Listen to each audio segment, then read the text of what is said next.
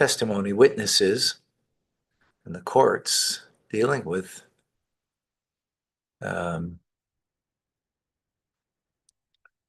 witnesses there. Just make sure you have Rambam in front of you, right? Yes. Chapter 17. Yeah. Okay.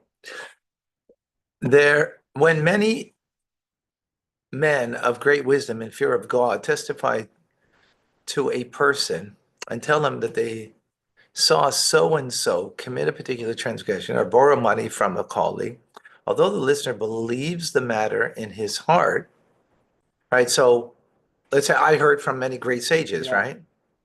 And they said to me, right? I wasn't a witness to it. Yeah. It was just these people, right? Wait, these people say they weren't a witness, or you were? I heard from great Torah scholars told me, but I Yeah. wasn't a witness to the fact that you borrowed money. Yeah. I didn't see that. I was just told that, right? Yeah. Although the listener believes the matter in his heart, as if he saw it actually transpire, he may not deliver testimony unless he actually sees the matter, or the borrower acknowledges the debt verbally to him, saying, "Be a witness to me," right? Because he's not a witness. A witness means you saw it, right? Not you heard it. Can't do hearsay. Right. Even though, it's from someone who you believe that would never, say something off at all. Yeah. Be a witness for me, for so-and-so let me amana. These concepts derive from Leviticus, where it says, should he witness, see, or know the matter. There's no testimony that can be established through sight or knowledge alone, except testimony involving financial matters. Huh? Oh, wait.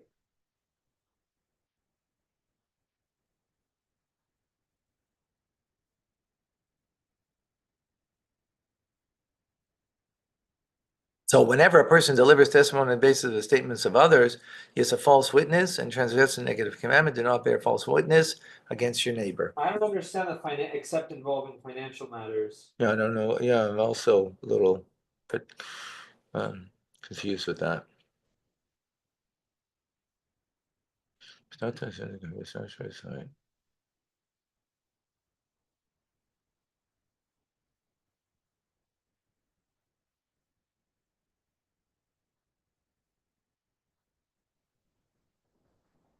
Because sight or knowledge alone would make it seem like they're saying, like, if you saw someone murder, that you can't just use the sight and the knowledge that you have.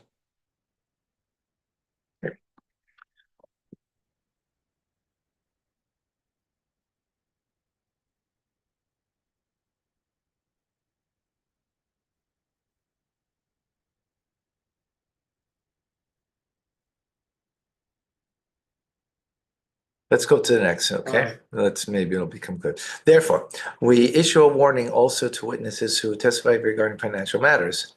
How do we warn them? We issue the warning in the presence of onlookers, telling them the severity of bearing false testimony and the shame suffered by those who deliver such testimony in this world and the world to come.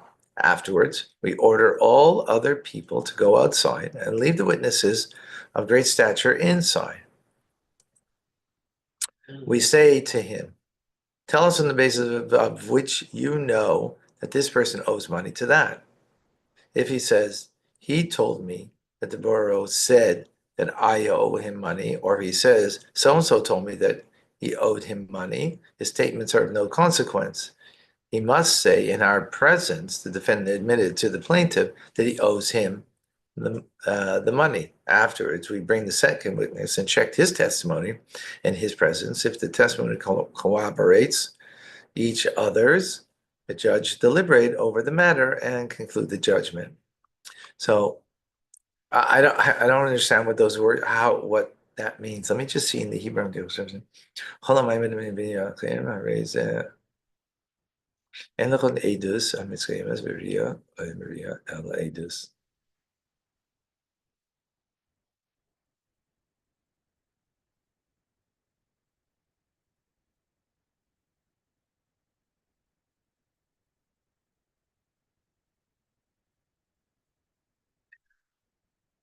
The way I'm reading it, and I'm still a little unclear, is that testimony, the only way testimony involving financial matters is if you see it and are aware of it at the same time. I, that's the way, that's what it means, but I don't know, like it's worded a little odd. So you can't see someone like receiving money from someone else and just like see them receiving money. You have to receive. You have to. You have see to be them, see it aware. And know, like, oh, he's taking. Well, maybe I gave you money and I'm paying you back, or I'm giving you a gift. Yeah. Who says it's a loan? Yeah, you have to know that it's a You loan. have to know. Just Yeah. because you see an action, you don't know what's behind it yet. That's why it says see and know. Yeah. Well, it says, it actually said see or know. I was still confused by the verse. I have to look it up. Okay. Okay. But that would seem to make sense because like if you see someone murder someone else, it's like clear that person just killed someone else. But when it comes to money, then there's a lot that's sort of ambiguous. Right. Very true.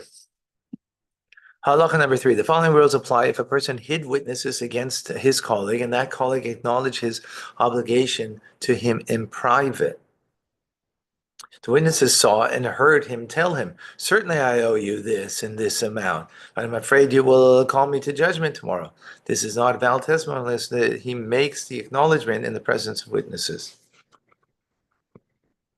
Ah, okay. Let's go back now. So 2 guys are hiding over here. Yeah. And they're listening, said, Ariel Shlomo, you owe me $50. Yeah. Actually, 500. Right? Make it 5,000. Right? You owe me, and they're listening. Yeah. You're not aware of that. That's not testimony that can be used against you in court. Because if I knew that other people were listening, then I might Then object to it or. No, because you might just be saying that to get me away from you. Yeah. And you didn't really mean it. Like just like leave me alone. And I want to start but if other people are listening to it, and then they would use that as testimony against me, then I wouldn't say that. But you just want to get rid of me because I've been harassing you, and in your mind is like, either I never lent you the money or whatever the case is, right? Yeah. In other words, that's not testimony. You have to be aware that there's testimony there. Okay. Now go back over here. Based on this. There's no testimony established through sight or knowledge alone except the testimony about. Oh, so the other forms, like you have to know that the witnesses are there, but when it comes to money, you don't need to know that the witnesses are there. No, you do. You do need to know. No, that was the point. I just said that was not a good testimony. If those guys were hiding and you weren't aware, right? Then that's not a testimony. It's not accepted. Yeah. It's not accepted.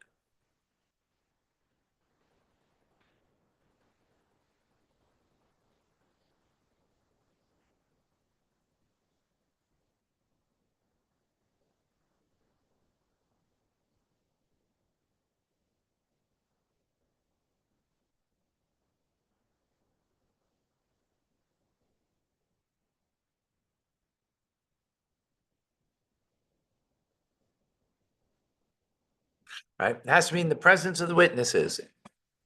Whether a person acknowledges a debt to a colleague making the admission in a sincere manner that he owes him such and such an amount, he told witnesses, "You're my witnesses," or he told them, "Serve as witnesses for me."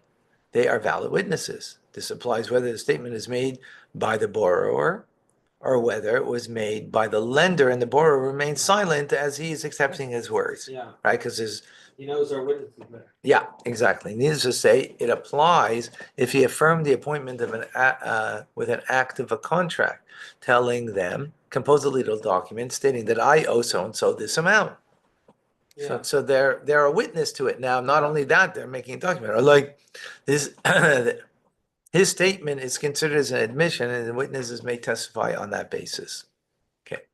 Halacha number 5. When a teacher tells a student, you know that if they would give me all the money in the world, I would not lie.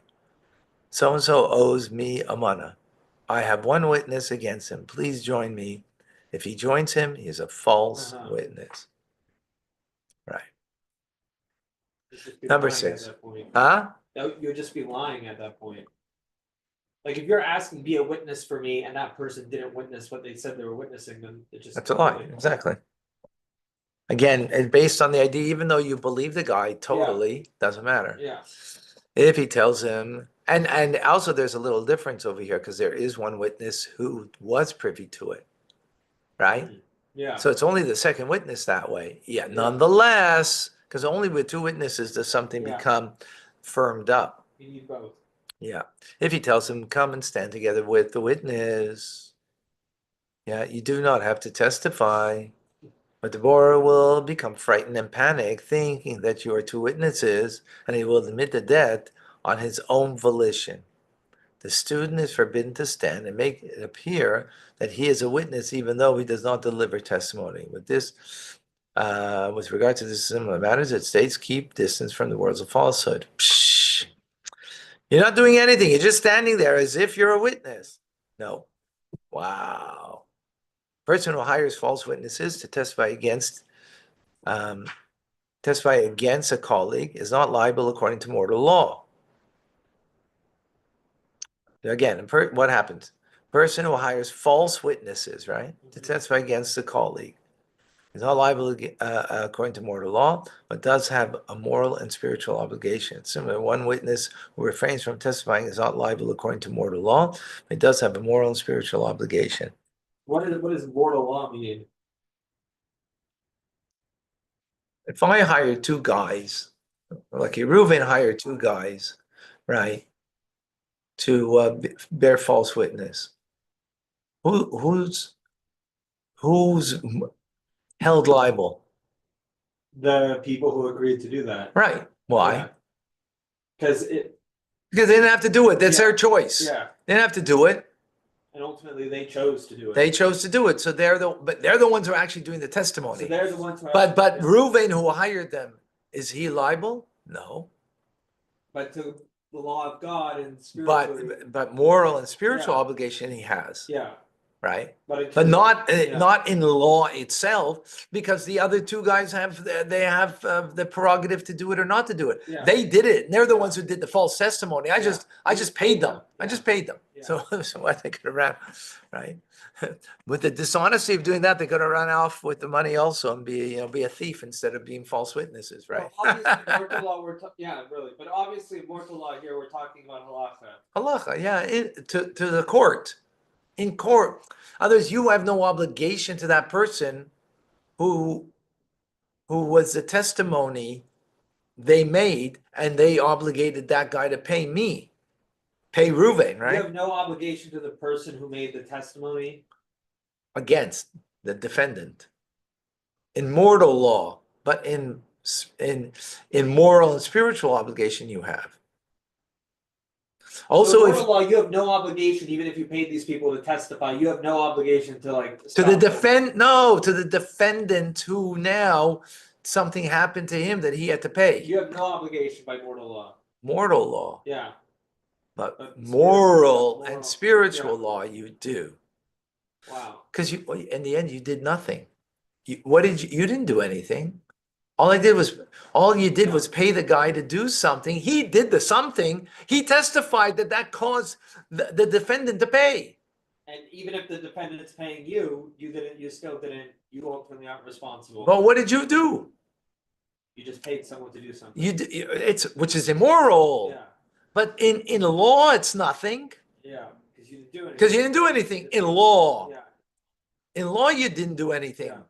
Right? You were indirect cause of something, but not a direct cause. Yeah. Witnesses are a direct cause. So they're the ones who are going to bear the brunt of it. Yeah. Right? No one forced them to do anything. Right.